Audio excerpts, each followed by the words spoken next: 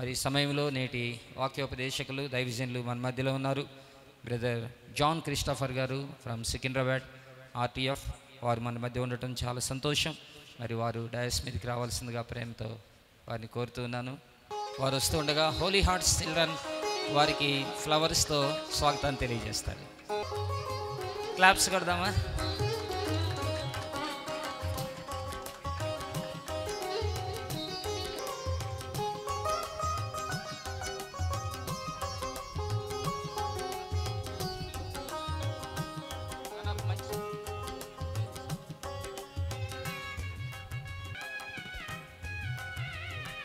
Our Holy Heart Children, sir, Sunday school.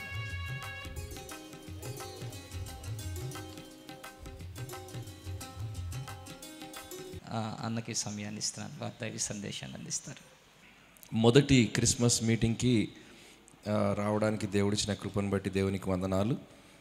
ఈ సంఘం Martin memorial Baptist church ద్వారా దేవుడు జరిగిస్తున్న కార్యాలను బట్టి దేవునికి వందనాలు చెల్లిస్తూ ఉన్నా. ఫస్ట్ టైం నాకు బ్రదర్ రవి గారు పాస్టర్ గారు క్యాలెండర్ పంపించినప్పుడు మేము చాలా ఆనందించినాం.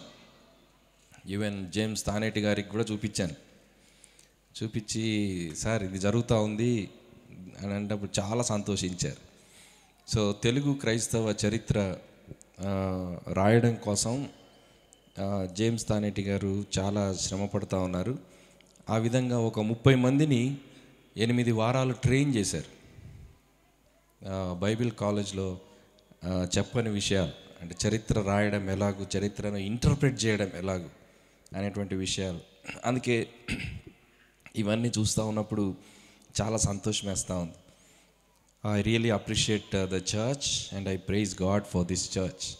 ఇక్కడున్న మీకు అందరికీ మీ అందరిని బట్టి కూడా దేవునికి వందనాలు. ఇప్పుడు నేను స్టార్ట్ చేస్తూ ఉన్నాను, 8:37 అయింది. సో నన్ను ఎప్పుడు ముగించమంటారు? సరే, మీకు ఎప్పుడు ఆకలి అవుతుంది అది చెప్పండి. మీకు ఎప్పుడు ఆకలి అవుతా అప్పుడు ముగిస్తాను.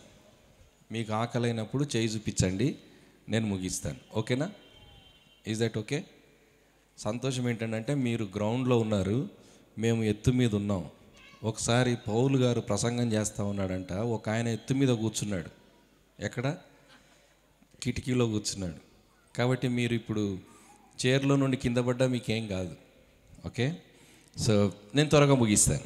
Don't worry. This is the first Christmas meeting I'm attending. మీరు ఎప్పుడైనా అటెండ్ అయ్యారా? ఇదే ఫస్ట్ కదండి. ఇక్కడ స్టేజ్ మీద ఉన్న పెద్దలకు కూడా, మీకు అందరికి కూడా. సరే, మొదటిసారి ఇలాంటి కూడికకు వచ్చిన వాళ్ళు ఎవరైనా ఉన్నారా? We want to welcome you. First time వచ్చినటువంటి వాళ్ళు ఎవరైనా ఉన్నారా? చూపిస్తారా మీ చెయ్యి? Wonderful, welcome sir. అందరం ఒకసారి చప్పట్లు కొడదామా? Wonderful, thank you so much. Christmas అనగానే ఒక ఉత్సాహం, ప్రత్యేకంగా చిన్నపిల్లలు వాళ్ళ ఉత్సాహాన్ని మనం ఇంకా ఆపలేం. ఆ స్టార్ కనబడగానే చల్లటి గాలి వీస్తే చాలు, ఇంకా వాళ్ళ ఊహలు, వాళ్ళ ఆశలు, వాళ్ళ సంబరాలు దానికి అంతుండదు. మేము చిన్నప్పుడు ఇలాగే క్రిస్మస్ మీటింగ్స్ చేసుకునేవాళ్ళం. కానీ అప్పటికి ఇప్పటికీ తేడా ఏంటో తెలుసా అండి? ఏంటి తేడా? ఎవరైనా చెప్తారా? మా తరం వాళ్ళు ఎవరైనా ఉన్నారా ఇక్కడ? అందరూ నాకన్నా ముందు తరం వాళ్ళేనా? ఏమని చెప్తారా తేడా? సార్ మీరు చిన్నగా ఉన్నప్పుడు క్రిస్మస్ నాటికలు ఎలా వేసేవాళ్ళు? ఏమైనా తేడా? మొత్తం కాస్ట్యూమ్స్, రైట్? అవి ఇప్పుడు ఏం లేవా? అప్పుడు లేవు. ఓకే, మాకు ఒకటి ఉండేది. ఏంటనంటే ఇక్కడ ఒక తెర ఉండేది కదా సార్.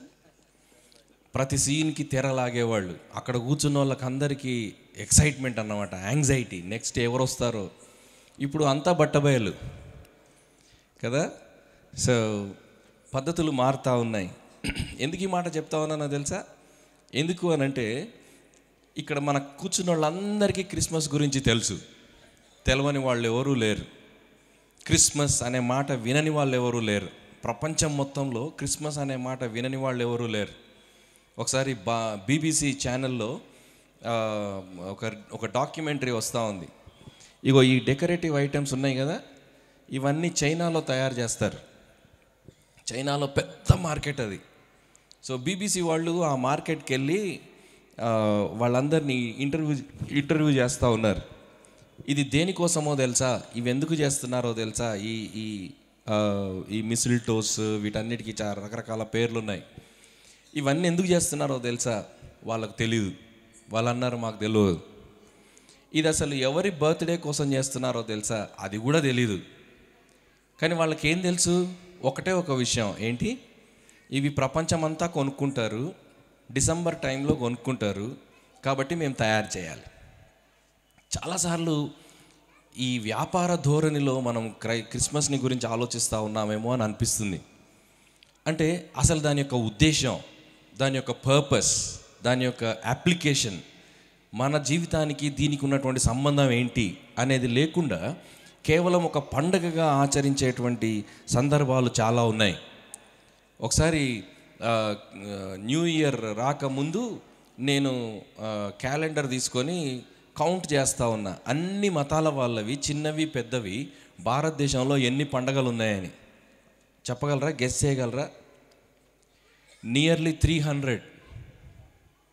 300 పండగలు ఉన్నాయి మన క్యాలెండర్లో చూస్తే.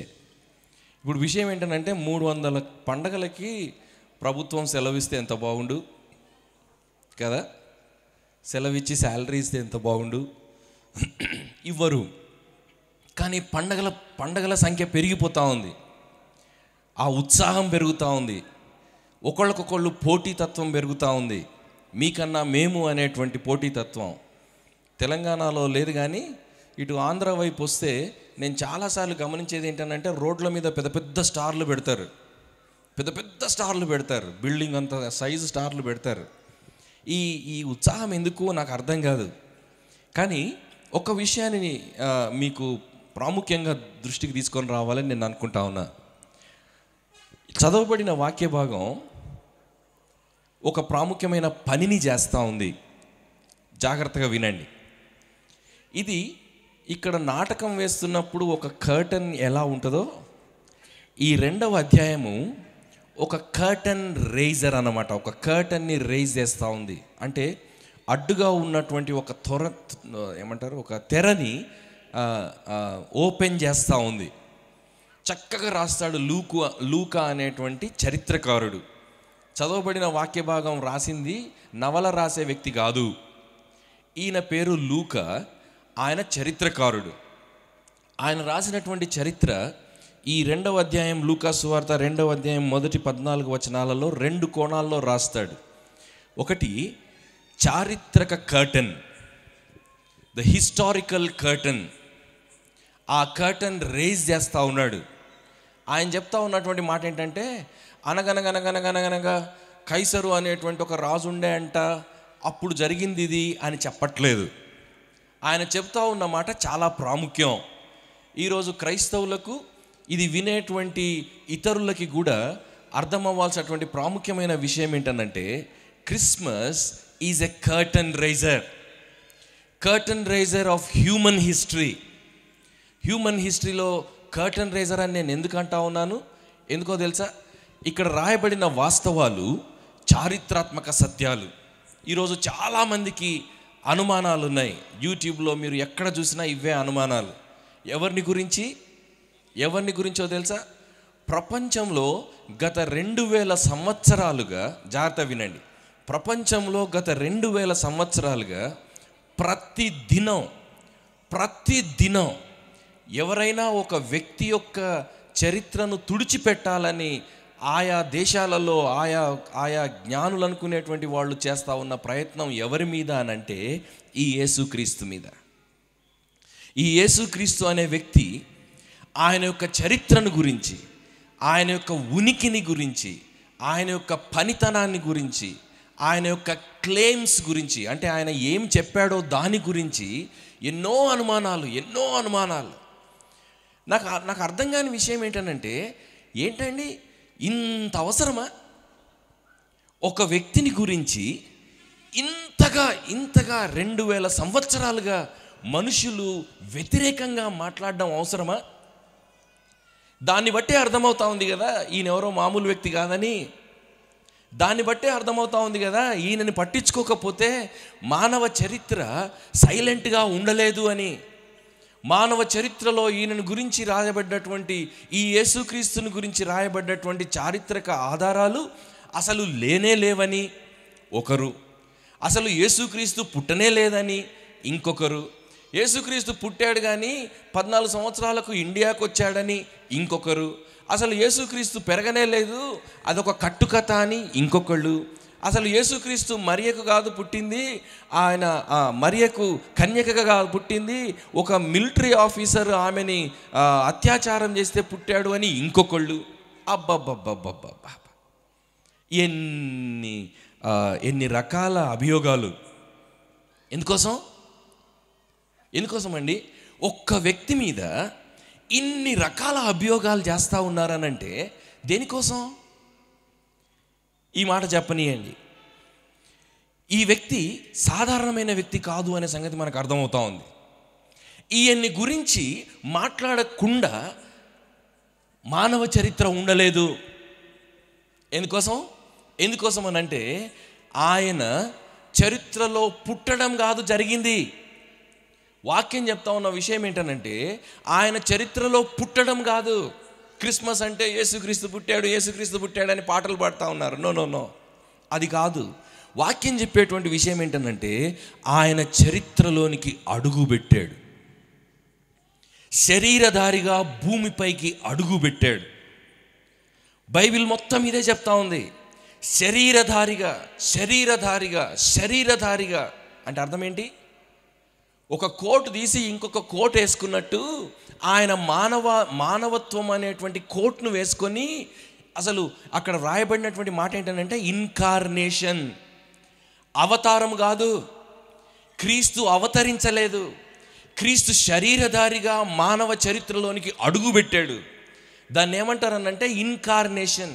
అసలు ఆ మాటకు అర్థం ఏంటనంటే ఆయన మన మధ్యలో టెంట్ వేసుకొని జీవించాడు, అది అర్థం. He has set up his tabernacle among us, అది ఆ మాట యొక్క అర్థం. అంటే అర్థం ఏంటి?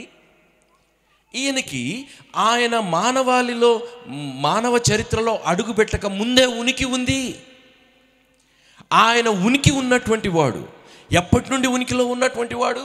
నిత్యత్వంలో ఉనికిలో ఉన్నటువంటి వాడు. ఎప్పటి నుండి?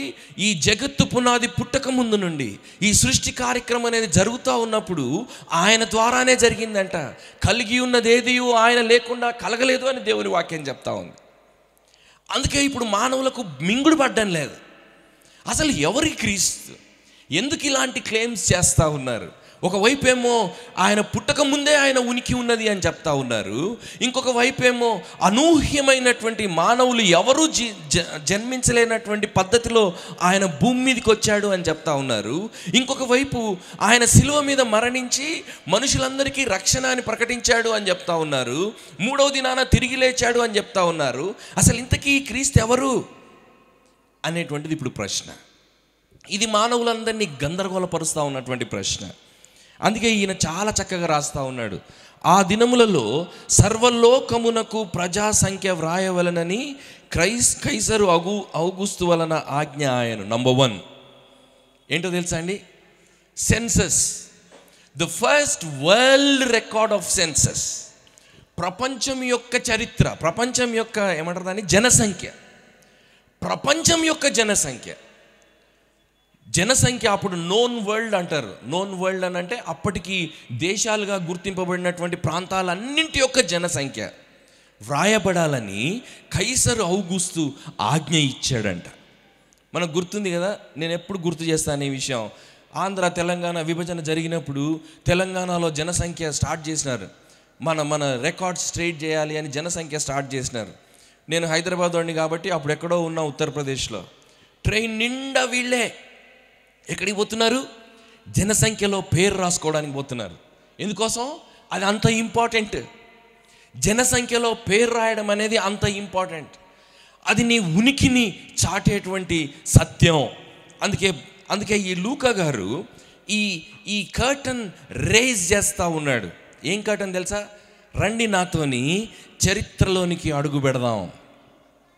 రండి నాతోని చరిత్రలోనికి అడుగు పెడదాం. ఇది కట్టుకథ కాదు, ఇది యేసుక్రీస్తు చరిత్రలోనికి అడుగుపెట్టిన సమయం. ఆ సీన్లోనికి వద్దాం రండి. లూకా చెప్తా ఉన్నటువంటి విషయం. ఎవరి క్రీస్తు ఏం కర్టన్ రైజ్ చేశాడో తెలుసా? మానవాళి అంతా ఎదురు చూస్తూ ఉన్నటువంటి కొండలు, గుట్టలు, నదులు, ఎక్కడ తిరిగినా కానీ ఏమంటారు, తపస్సులు చేస్తూ అటు ఇటు ఎక్కడున్నాడు దేవుడు, ఎక్కడో దూరాన కూర్చున్నావు, ఇక్కడి మా తలరాతలు రాస్తున్నావు అని మనం పాడుకుంటా ఉంటే లూకా చెప్తున్నాడు, చూడయ్యా, కర్టన్ రైజ్ చేస్తా ఉన్నా, ఆయన వచ్చాడు. ఎక్కడికి వచ్చాడు? నీ సీన్లోనికి వచ్చాడు. ఇది జాగ్రత్తగా గమనించాలి. కర్టన్ అటు ఇటు కదులుతూ ఉంటుంది. ఒక సీన్ తర్వాత మూయబడుతుంది, మళ్ళొక సీన్ తర్వాత తెరవబడుతుంది.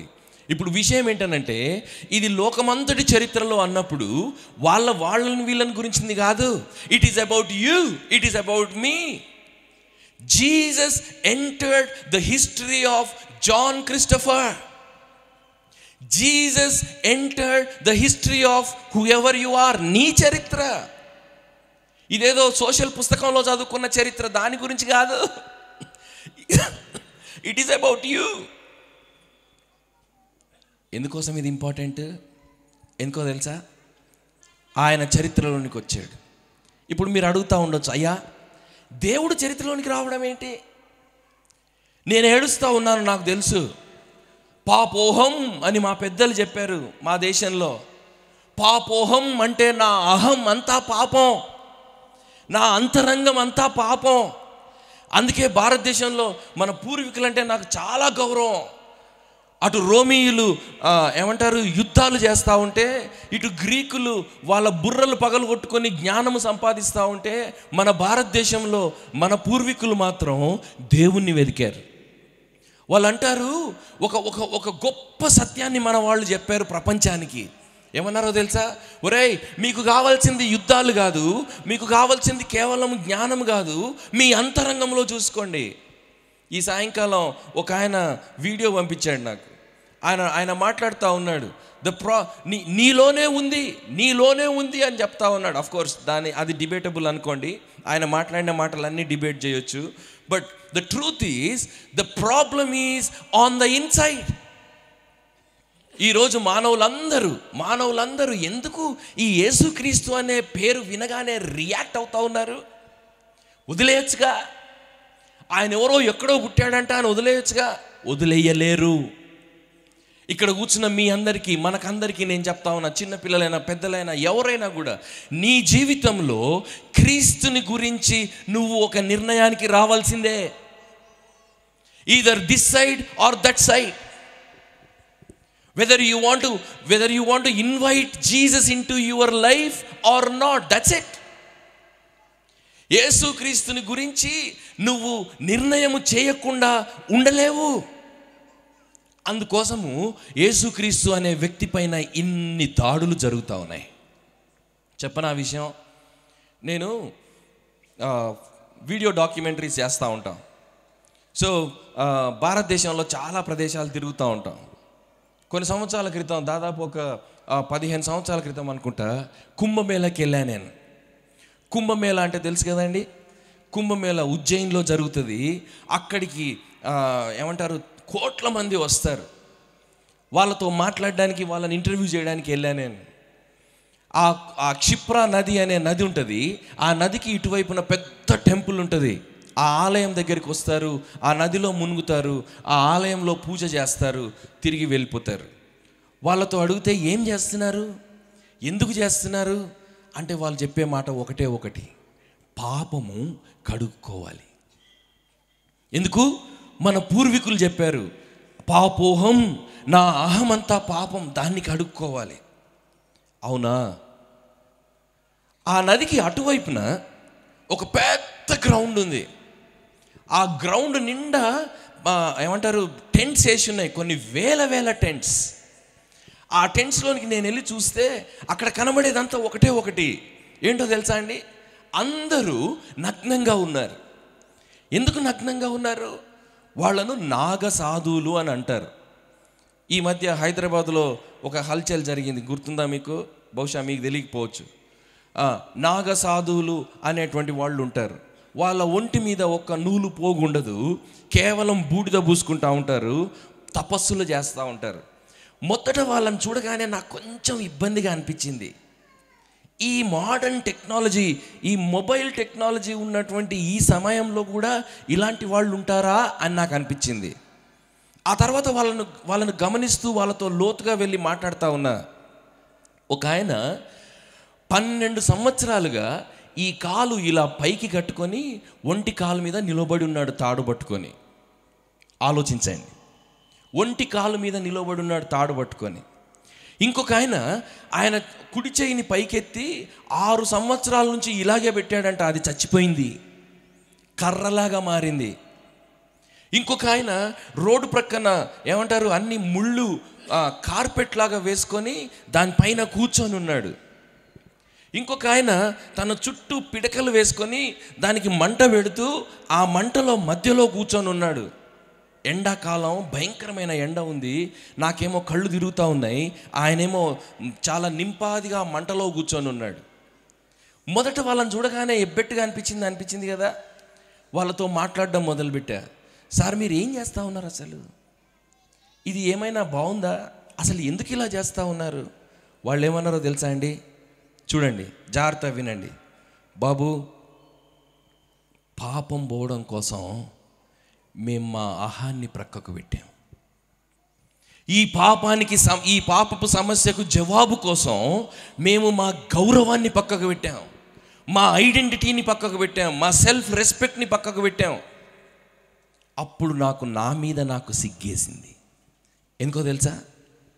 ఒకవైపు చూడండి, పాపమునకు జవాబు కోసం కొంతమంది వాళ్ళ యొక్క గౌరవాన్ని, వాళ్ళ రెస్పెక్ట్ని అన్నీ పక్కకు పెట్టి ఆయన్ని వెతుకుతూ ఉన్నారు.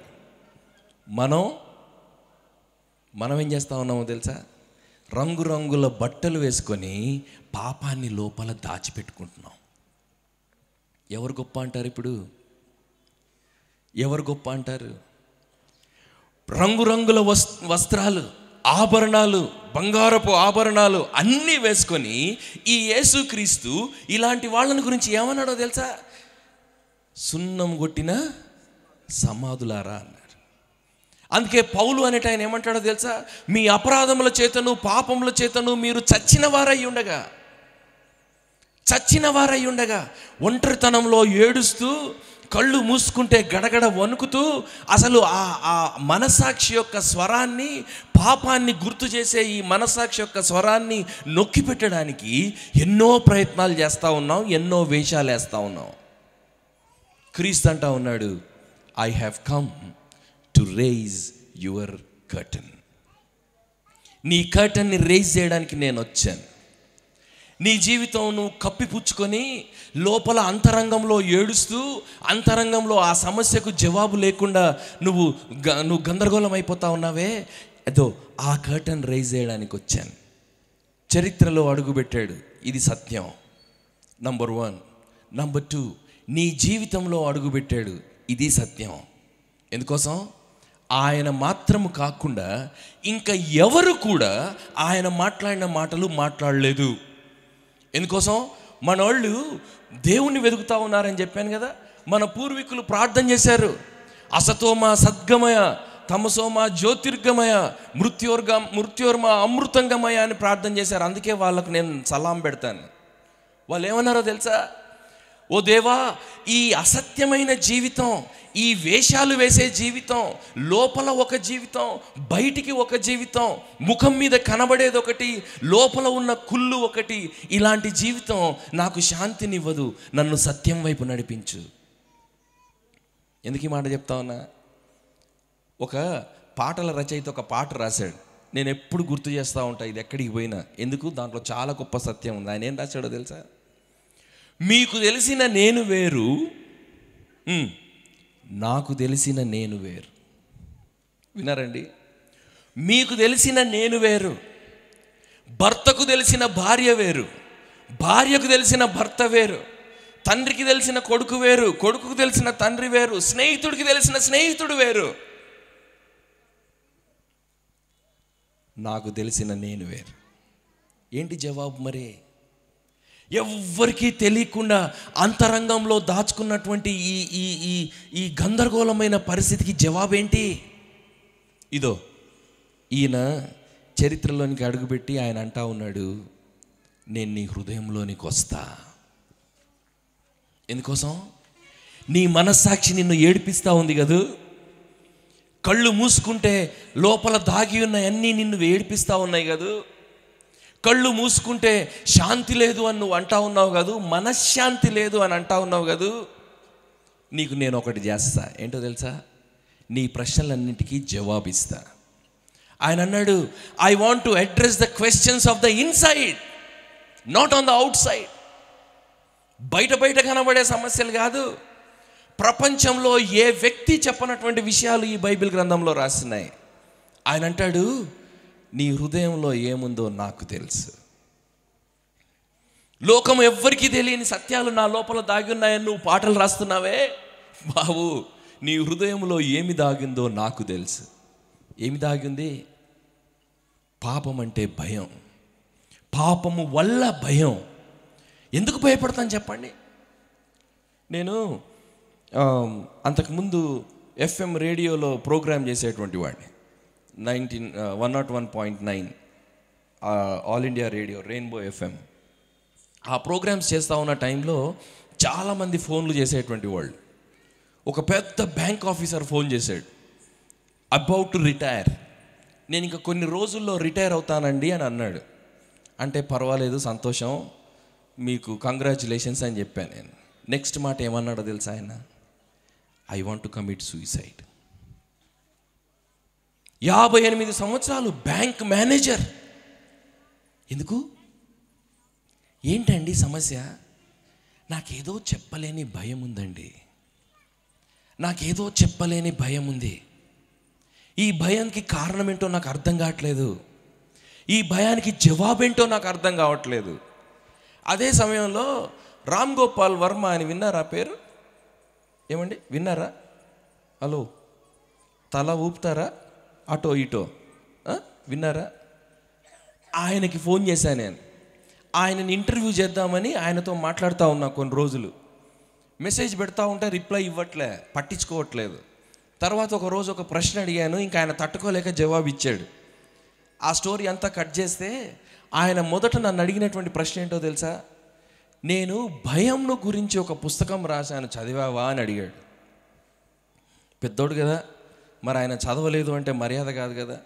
నేను చదువుతాను సార్ అని చెప్పి షాప్కి వెళ్ళి బుక్ షాప్లో ఆ పుస్తకం కొనుక్కొని వచ్చి మరీ ఆయనతోని మాట్లాడడానికి, ఆ పుస్తకం చదవడానికి మొదటి పేజ్ తీశాను. ఎందుకు? ఆయన అందరితో చెప్తాడు, నేను ఎవ్వరికీ భయపడను, నేను ఎవ్వరికీ భయపడను. ఏం రాశాడో తెలుసా? మొదటి పేజీలో, నాకు భయం అంటే భయం. తెలివిగలవాడు కదా. నాకు భయం అంటే భయం. ఎందుకు భయం మనుషులకి? ఏ భయం నిన్ను వేధిస్తూ ఉంది? ఏ భయమో తెలుసా? చెప్పనా మీకు? యోహాను అనేటువంటి ఆయన రాసిన పత్రికలో, మొదటి పత్రికలో 3వ అధ్యాయంలో అంటాడు, భయము దండనతో కూడినది. ఎందుకు భయపడతాం? ఏదో దండన రాబోతా ఉంది, ఏదో చెడు కలగబోతా ఉంది. నీకు గోల్డ్ మెడల్ వచ్చింది అని వార్త వస్తే నీకు భయం ఉంటుందా? నువ్వు ఎగ్జామ్లో ఫెయిల్ అవుతావు అని వార్త వస్తే భయం ఉంటుంది. భయం దేన్ని గురించి? దేన్ని గురించి అని అంటే దండనను గురించి అని వాక్యం చెప్తా ఉంది. ఏంటి దండన? ఏంటో దండన తెలుసా? ఒక్కసారి మీ మనస్సాక్షిని అడగండి, మీ అంతరంగాన్ని అడగండి, చెబుతుంది అప్పుడు. ఏంటో తెలుసా? హలో, లోపల దాచుకున్నటువంటి ఈ అకౌంట్ అంతటికి ఒక రోజు ఉంది. ఆ రోజు ఆ దండన. అందుకే కదా మన వాళ్ళందరూ పూజలు చేస్తూ ఉన్నారు, ప్రార్థనలు చేస్తూ ఉన్నారు. యేసుక్రీస్తు అంటా ఉన్నాడు, గొప్ప వార్త, ఈ కర్టన్ రైజర్లో జరిగినటువంటి గొప్ప వార్త ఏంటో తెలుసా? లూకా రాస్తా ఉన్నాడు, భయపడకుడి అమ్మా, భయపడకుడి.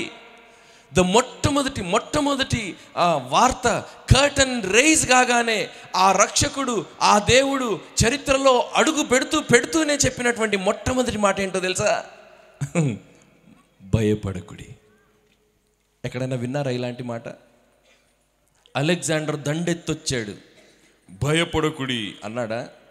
భయపెట్టాడు. ఈరోజు మనుషులంతా దేవుళ్ళను వెతుకుతూ ఉన్నారు. ఎందుకో తెలుసా? భయపెడుతున్నారు. దేవుళ్ళు అని చెప్పుకునే వాళ్ళు భయపెడుతున్నారు.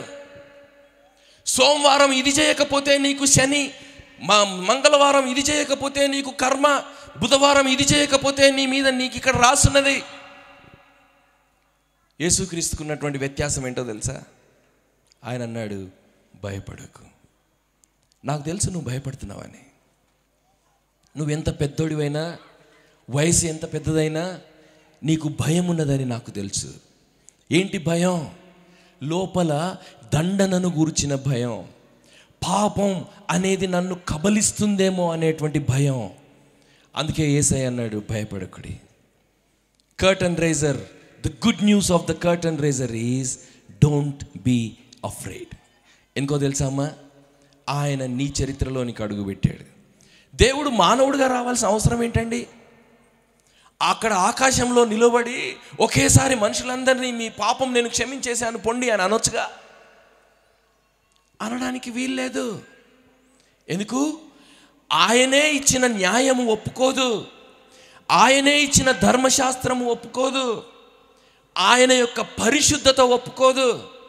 ఆయన పరిశుద్ధత చెబుతుంది ఏంటనంటే నీ పాపానికి శిక్ష పడాల్సిందే.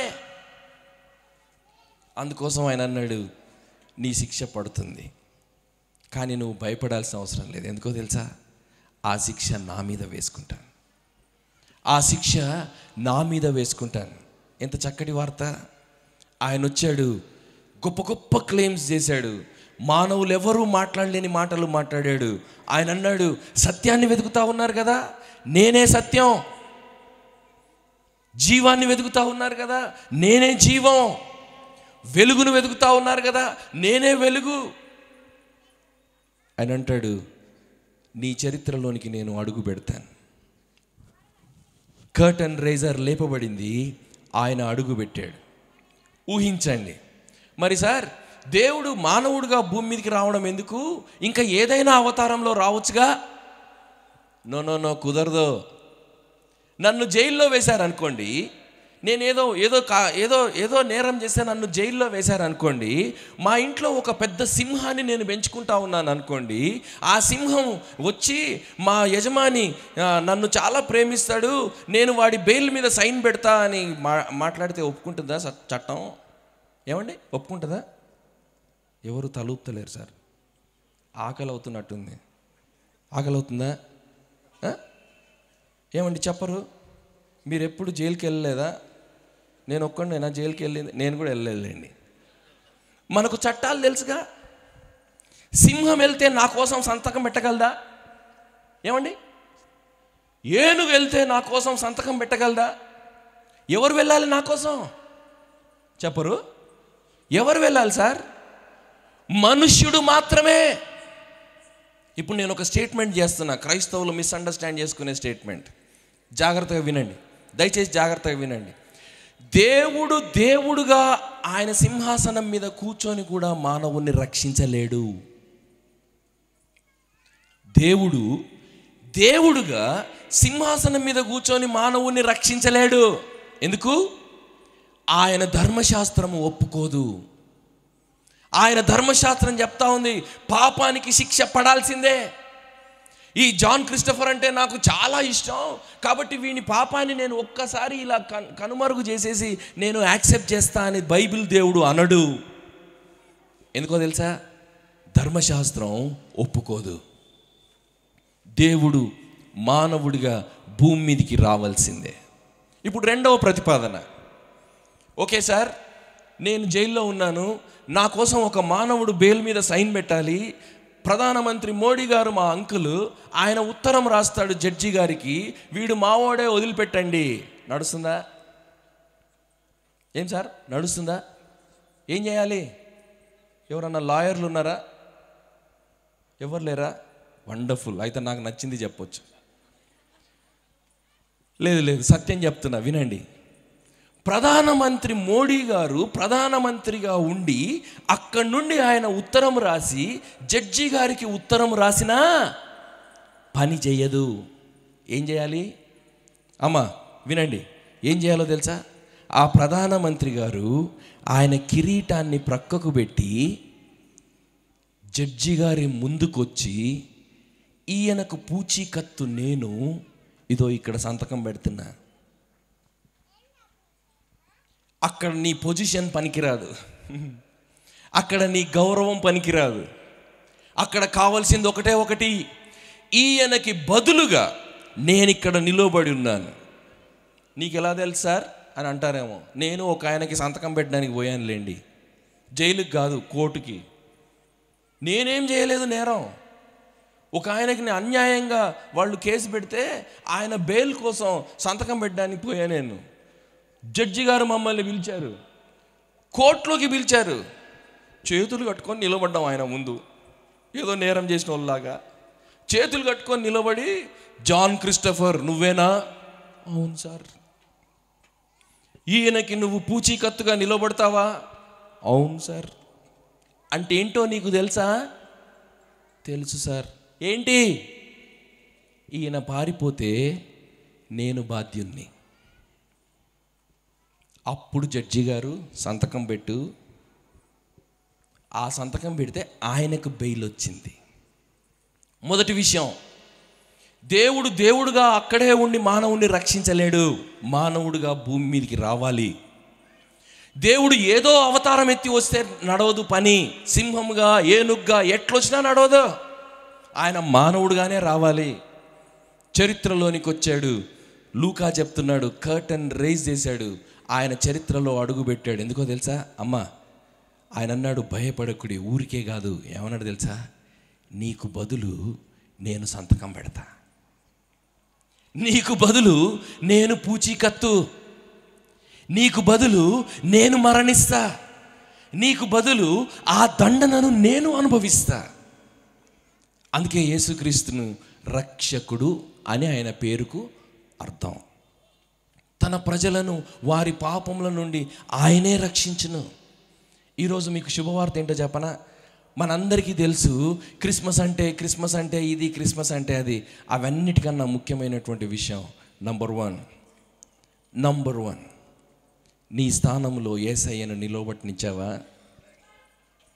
నీ స్థానంలో యేసయ్యను నిలబెట్టనిచ్చావా? ఆయన నీకు బదులుగా నిలబడ్డా? లోకమంతటి కోసం ఆయన వచ్చాడు, అందరి కోసం సంతకం పెట్టాడు. కానీ నీ స్థానంలో నిలబడ్డానికి ఆయనకు ఆహ్వానం ఇచ్చావా? ఇవ్వకపోతే ఇంకా ఆ భయం నిన్ను వెంటాడుతూనే ఉంటుంది. నేను ముగిస్తా ఉన్నా. కర్టన్ రైజర్ గురించి చెప్పాను, ఇప్పుడు కర్టన్ క్లోజర్ గురించి చెప్తాను. సమయం దగ్గరికి వచ్చింది. ఈ కర్టన్ క్లోజ్ అవ్వబోతా ఉంది. ప్రతి డ్రామా ఎండ్ అవుతుంది అని షేక్స్పియర్ చెప్పాడు. వినండి, ఈ కర్టన్ క్లోజ్ అవుతుంది. అమ్మా, ఈ కర్టన్ క్లోజ్ అవుతుంది. ఏ కర్టన్? నీ జీవితం అనే కర్టన్ క్లోజ్ అవుతుంది. తెర పడింది, తెర పడబోతుంది. ఇప్పుడు నీకు ఎన్ని సంవత్సరాలు? 20 సంవత్సరాలు. ఇప్పుడు నీకు ఎన్ని సంవత్సరాలు? 60 సంవత్సరాలు. అంటే ఏంటి? వినండి, బైబిల్లో మోషే అనేటువంటి ఆయన ఏమన్నాడో తెలుసా? మా దినములు లెక్కించుటకు మాకు నేర్పుము అన్నాడు. అంటే అర్థం ఏంటో తెలుసా? వినండి, సంవత్సరానికి సంవత్సరం యాడ్ చేయడం కాదు.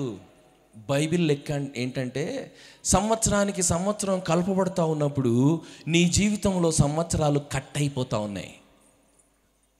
ఇప్పుడు నాకు 52 సంవత్సరాలు అంటే నా జీవితంలో 52 సంవత్సరాలు అయిపోయాయి. ఇంకా నాకు మిగిలింది 15 20, అదెంతో నాకు తెలియదు.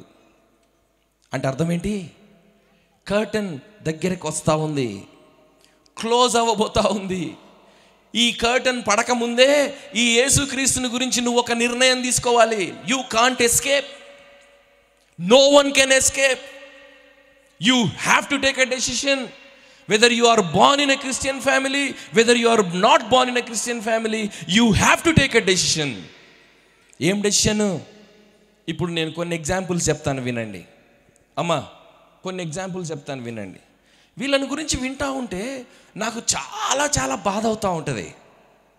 వీళ్ళని గురించి వింటూ ఉంటే నాకు చాలా బాధ అవుతుంది. ఎందుకో తెలుసా అండి, ఆయన కర్టన్ రేజ్ చేసి ఆ దేవాది దేవుడు మానవ చరిత్రలో అడుగుపెట్టి వాళ్ళ ఇంటికి వెళ్ళి వాళ్ళు ఎక్కడున్నారో వాళ్ళకు సూచనలు ఇచ్చి, ఇదిగో అయ్యా పలానా చోట రక్షకుడు మీ కొరకు పుట్టాడు అని గొలలతోని, ఆ ఆకాశంలో పెద్ద స్టార్ చూపించి తూర్పు దేశపు జ్ఞానులతోని ఆ రక్షకుని దగ్గరికి తీసుకొస్తే చాలా సంతోషం.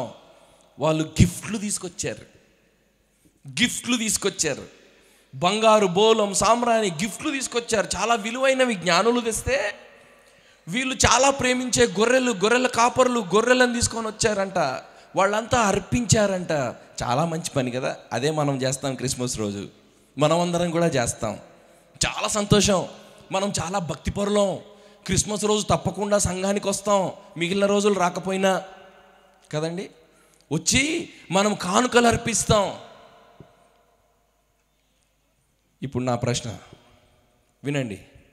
ఇప్పుడు నా ప్రశ్న, దేవాది దేవుడు మానవ చరిత్రలో అడుగుపెట్టి ఆయనని మొదటిసారి చూడడానికి వీళ్లకు అనూహ్యమైన పద్ధతిలో దేవదూతలు కనబడి, స్టార్ కనబడి, నక్షత్రాలు కనబడి వారిని ఆ రక్షకుడి దగ్గరికి తీసుకొని వస్తే చక్కటి కానుకలు తీసుకొచ్చారు, బాగుంది. ఆ తర్వాత ఎక్కడికి పోయారు? ఏమండి, ఆ తర్వాత వీళ్ళు ఎక్కడికి పోయారు? ఆయన 33.5 సంవత్సరాలు జీవించాడే, మళ్ళీ వీళ్ళు ఆయన దగ్గరికి వచ్చినట్టు దాఖలాలు లేవే. ప్రశ్న ఏంటనంటే, ఇవన్నీ ఈ విధంగా వదిలేసి ఎలా వెళ్ళారు? అసలు ఈ క్రీస్తుకు నాకు ఏ సంబంధం లేదన్నట్టు వాళ్ళు మళ్ళీ వాళ్ళ జీవితంలోనికి ఎలా వెళ్ళిపోయారు? మళ్ళీ ఎప్పుడు వీళ్ళని గురించి వినమే చరిత్రలో? కర్టన్ క్లోజ్ కాబోతా ఉంది. They have gone in to history. వాళ్ళు వెళ్ళిపోయారు, చరిత్రలో కనుమరుగైపోయారు. నీ సంగతి నా సంగతి ఏంటి? కర్టన్ రేజర్ గురించి చూసాం. ఆయన మన కొరకు మనకు ప్రతినిధిగా, మనకు బదులుగా ఆ శిలువ పైన ఏ విధంగా మరణించాడో చూసాం, ఎందుకు మరణించాడో చూసాం. ఇప్పుడు ప్రశ్న ఏంటనంటే, బాబు నీ కర్టన్ క్లోజ్ కాబోతా ఉంది. Will you be with him or will you go away from him? జ్ఞానులు వెళ్ళిపోయారు, ఈ గొర్రెల కాపరులు వెళ్ళిపోయారు, మళ్ళీ చరిత్రలో కనబడకుండా వెళ్ళిపోయారు. క్రిస్మస్ పండగ చేసుకుంటున్నాం, సెలబ్రేషన్స్ చేసుకుంటున్నాం, కానుకలు తెచ్చుంటారు. మీరు కానుకలు అర్పిస్తారు క్రిస్మస్ రోజున. సంవత్సరం అంతా సంపాదించిన దానిలో నుండి కానుకలు తీసుకొస్తారు చాలా సంతోషంగా. కొత్త బట్టలు, ఏమంటారు, పిండి వంటలు, చాలా బిర్యానీలు, అన్నీ బాగుంటాయి. What about next day? Hello, what about next day? ఆయనతో ఉంటావా, ఆయన నుండి వెళ్ళిపోతావా? ఇక్కడున్న వాళ్ళందరికీ ఈ స్టోరీ అంతా తెలుసు, నేను కొత్తగా చెప్పాల్సిన అవసరం ఏం లేదు. ఒకటే ఒక ప్రశ్నతో మిమ్మల్ని వదలాలని ఇష్టపడతా ఉన్నా. ఆయనతో ఉంటావా, ఆయనను వదిలి వెళ్తావా? ఆయన ఎవరో నాకు తెలీదు అన్నట్టు వెళ్తావా? చారిత్రాత్మక సత్యం కర్టన్ రైజర్. ఇంకొక చారిత్రాత్మక సత్యం కర్టన్ క్లోజర్. ఈరోజే మనం ఆ నిర్ణయం తీసుకుందాం. ఆయనతో జీవించడానికి, ఆయన ప్రక్కనే జీవించడానికి, ఆయనను వెంబడిస్తూ జీవించడానికి, ఏది ఏమైనా ఆయనను కలిగి ఉండి జీవించడానికి, ఆయనకు మన జీవితం సమర్పించుకొని జీవించడానికి ఒక నిర్ణయం తీసుకుందామా? అమ్మా, ఒకవేళ అది నువ్వు చేయకపోతే ఈ క్రిస్మస్ జస్ట్ ఎ డ్రామా. ఈ క్రిస్మస్ జస్ట్ ఎ డ్రామా. పిల్లలు నాటకం వేశారు, ఇప్పుడు వాళ్ళు వెళ్ళిపోయారు. ఎక్కడికి వెళ్ళిపోయారు? నిజ జీవితంలోనికి వెళ్ళిపోయారు. వెనక వాళ్ళు ఏం చేస్తున్నారో తెలుసా మీకు? మళ్ళీ ఎప్పటి ఆటే కదా. ఇక్కడికి మీరందరూ వచ్చారు, మనం అందరం వచ్చాం. ఇంకొక అర్ధ గంటలో ఇక్కడ నుండి వెళ్ళిపోతాం. ఎక్కడికి వెళ్ళిపోతాం? మళ్ళీ ఎప్పటాటే. అంతేనా? వద్దు, భయపడకుడి, ఇదిగో మీకు రక్షకుడు మీకోసం పుట్టి ఉన్నాడు. ఆయన అంటా ఉన్నాడు, నీ దుఃఖం, నీ భయం, నీ ఆందోళన, నీ సమస్తానికి నేను జవాబిస్తాను. ఆ దండన నా మీద వేసుకుంటాను. కొరడా దెబ్బలు తిన్నాడు మన కోసం. ఆ సిలువ పైన నగ్నంగా వేలాడబడ్డాడు. రక్తాలు కారుతూ ఉన్నాయి.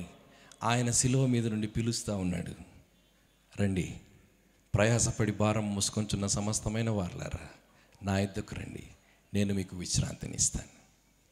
రండి, కళ్ళు మూసుకుందాం. కళ్ళు మూసుకొని ఒక్క క్షణం ప్రార్థన చేద్దాం.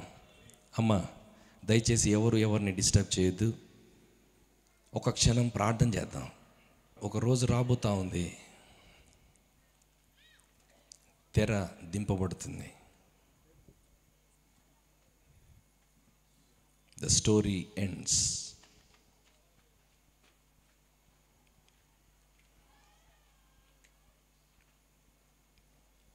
ఊపిరి నీ నాసికారంధ్రాల్లో ఉన్నప్పుడే ఆయనతో ఒక సంబంధంలోనికి రండి. ప్రభు, నా పాపం క్షమించు. నువ్వు మాత్రమే, కేవలం నువ్వు మాత్రమే మానవుడిగా భూమిపైకి వచ్చావు, శరీరధారిగా భూమిపైకి వచ్చావు. నాకు బదులుగా నా స్థానంలో మరణించి తిరిగి లేచావు. నన్ను క్షమించు ప్రభువా, ఇదిగో నా జీవితం నీ చేతిలో పెడుతున్నా. చెప్తారా? I don't want to go away from you lord. ఆ జ్ఞానుల వలె నిన్ను వదిలి నేను వెళ్ళాలని ఇష్టపడట్లేదు. ఆ గొర్రెల కాపర్ల వలె నిన్ను వదిలి నేను వెళ్ళాలని ఇష్టపడట్లేదు. నేను నీతో ఉంటాను ప్రభువా, దయచేసి నేను నీతో ఉంటాను. ప్రార్థన చేద్దామా? ప్రభువుకి మన జీవితాలు సమర్పించుకుందాం. ఈ రాత్రి దేవునితో ఒక మాట చెప్పండి. మీ నిర్ణయం ఏంటో చెప్పండి. You can't escape Jesus. ప్రభు, మీకు వందనాలు. ఈ రాత్రి మీరు మాతో మాట్లాడుతున్నందుకు వందనాలు. ఇంకో మార్గం లేదు ప్రభువా.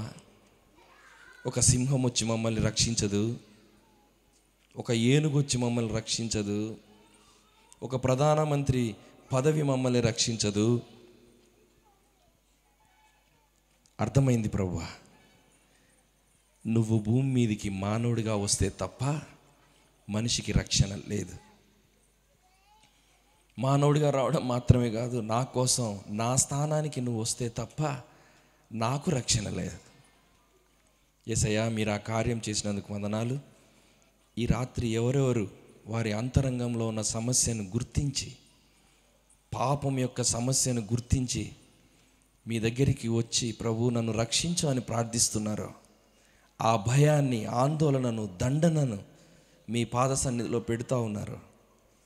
మనస్సాక్షికి కల్మషము తోచకుండునట్లు మీ పవిత్రమైన రక్తంతో మా అంతరంగాన్ని కడుగుతానన్నారు కదా, ఆ కార్యం చేయమని ప్రార్థిస్తా ఉన్నాం.